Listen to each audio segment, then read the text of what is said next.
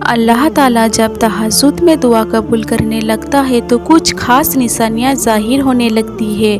یاد رکھو، اللہ آپ کی دعا تہجد میں قبول کرنے والا ہوگا تو آپ کو محسوس ہوگا کہ آپ کا اللہ سے تعلق مضبوط ہو گیا ہے اور آپ کے حالات میں بہترین آنے لگتی ہے۔ تہجد کیا ہے؟ یہ وہ نماز ہے جو ہم پر فرض نہیں کی گئی، تو پھر اس کا اثر اتنا کیوں ہے؟ آپ نے کبھی یہ سوچا ہے؟ اس کا اثر اس لیے ہے کیونکہ اس کا پیغام نہیں آتا، اس کے لیے خود اٹھا جاتا ہے۔ آپ کے دل میں موجود طرف آپ کو اٹھاتی ہے، ایسی طرف جو گہری نیند سے اٹھا لاتی، جو آدھی رات میں اپنے بستر پر سکون سے سونے نہیں دیتی۔ اور اس طرف کے ساتھ جب بندہ اپنے رب کے حضور اپنی پیشانی زمین پر رکھتا ہے تو اس کا وہ سجدہ اسے فرش سے عرش پر لے جاتا ہے۔ اس خدائی بزرگ و بطر کی رحمت اپنے بندے کو اپنے سائے میں لے لیتی ہے۔ بندہ اپنے رب کے سب سے قریب ہوتا ہے۔ اس وقت بندے کا بہایا ہوا ہر آنسو آنکھ سے بہتا ہے اور سکون دل میں اتار دیا جاتا ہے۔ ہر تکلیف دعا میں کھوسی جاتی ہے۔ اس وقت رب اتنا قریب محسوس ہوتا ہے کہ لگتا ہے بس وہ ہمیں ہی سن رہا ہے۔ وہ ہمارے اندر ایک ایسا یقین پیدا کر دیتا ہے کہ اس نے ہماری مانگی ہر دعا کو قبول کر لیا ہے اور ہماری ہر خواہش کو صحیح وقت پر پورا کر دے گا۔ تہجد کا وقت خدا کی محبت کا عروج ہوتا ہے۔ تہجد بہت خاص ہوتی ہے، بہت خاص۔ تہجد اللہ کی طرف سے ہمارے لیے ایسا بند دروازہ ہوتا ہے جو صرف تہجد کی عبادت سے ہی کھلتا ہے۔ یہ دروازہ صرف ان لوگوں کے نصیب میں ہوتا ہے جو واقعی اللہ کے قریب ہوتا ہے، اور سب سے بڑھ کر اللہ خود انہیں تہجد کی طرف لاتا ہے۔ رہتا تو وہ خدا ہر طرف ہے، پر تہجد میں خاص سیاہ کالی چادر کے پیچھے رات کے اندھیرے میں صرف وہی لوگ اللہ کو دیکھ پاتے ہیں جس نے اللہ سے بے پناہ محبت کی ہو۔ اس وقت اللہ اور آپ کے درمیان ہونے والی گفتگو، آنسوؤں سے بھری ہچکیاں، دل میں کی گئی باتوں کی آوازیں صرف اللہ کے سوا اور کوئی نہیں سن پاتا۔ اس وقت تہجد کے سجدے میں نہ تو سر اٹھانے کا دل کرتا ہے اور نہ ہی آسمان سے نظر ہٹانے کا۔ اور اگر ایسا ہو جائے کہ کبھی اسی دوران تمہاری اللہ سے تہجد میں ملاقات ہو جائے اور وہ تمہارے روبرو آ جائے، وہ منظر تمہارے لیے معجزے سے کم نہیں۔ تہجد پڑھنے والوں کے لیے معجزے غائب سے اتارے جاتے ہیں۔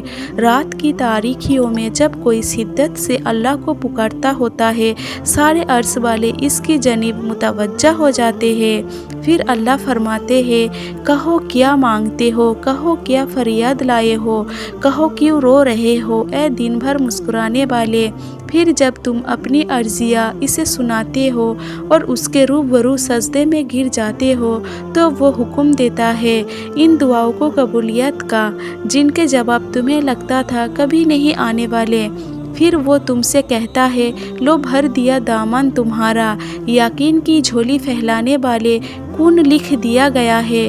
اب میں تمہارے نصیب میں مان گیا ہوں، میں مان گیا ہوں تم سے، مجھ کو منانے والے، تمہیں لانا تھا مجھ تک، یہ امتحان تو بس تھے بہانے۔ تہجد میں کچھ تو خاص ہے، تبھی میرے اللہ نے اس کو اتنی فضیلت والی عبادت کہا ہے۔ کچھ تو خاص ہے، تبھی اللہ اپنی اس عبادت کے لیے پہلے آسمان پر آتا ہے۔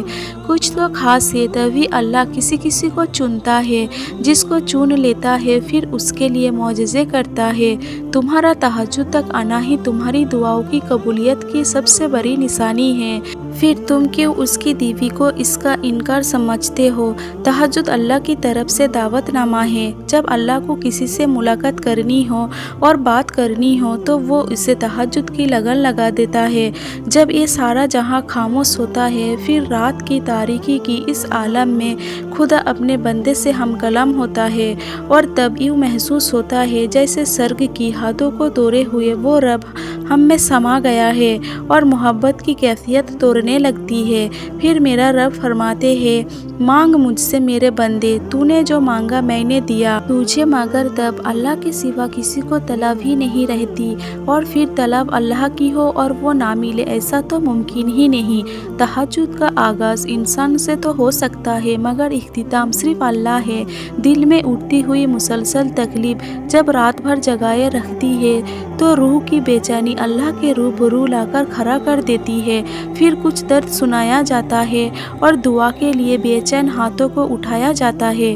جب سارا غبار باہر نکل آتا ہے تو سکون کی عجیب سی کیفیت طاری ہو جاتی ہے، جیسے سارے دکھ کسی نے اپنے اندر جبت کر کے روح کو آزاد کر دیا ہو۔ اللہ سے کی گئی وہ ایک ملاقات، وہ ایک گفتگو ساری الجھنوں کو سلجھا دیتی ہے۔ پھر مزاجی دکھ نہیں بلکہ حقیقی محبت سونے نہیں دیتی، پھر رات کی نیند اچھی نہیں لگتی، پھر بس اللہ سے ملنے کی طلب رہتی ہے، پھر دنیا کی خواہش ختم ہو جاتی ہے اور عرش والے کی لت لگ جاتی ہے۔